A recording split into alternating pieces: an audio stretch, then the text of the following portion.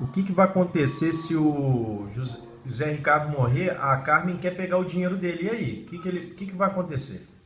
O Júnior vai pegar e aí ele vai dar pra Gabi, que a Gabi é pobre.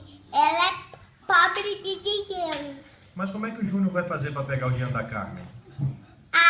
Da Carmen, ele é mais forte que a Carmen.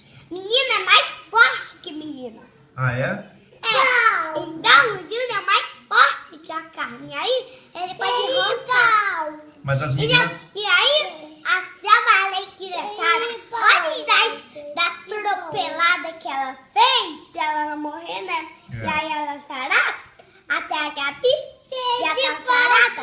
Ela, os três, pode tirar o dinheiro da Carmen. Ah, é?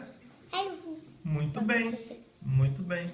isso que vai acontecer. Porque no dia, o Júnior queria fazer isso.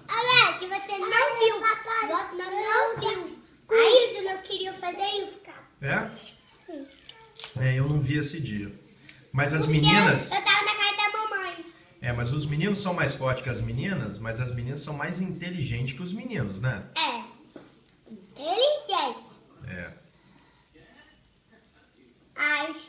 As meninas até capazes, a Carmen, eu acho que ela um pouquinho só mais forte que o Júnior. A Carmen? Não é não.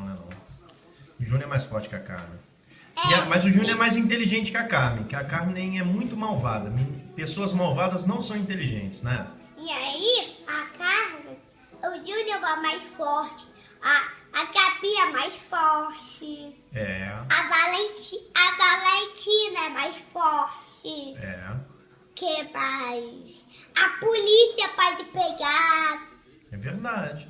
Muito e dar bem. pra Gabi, que já que morreu, ela vai dar pra Gabi, que o É. Júnior vai falar. Nossa, mas muito legal. É isso. Muito bem.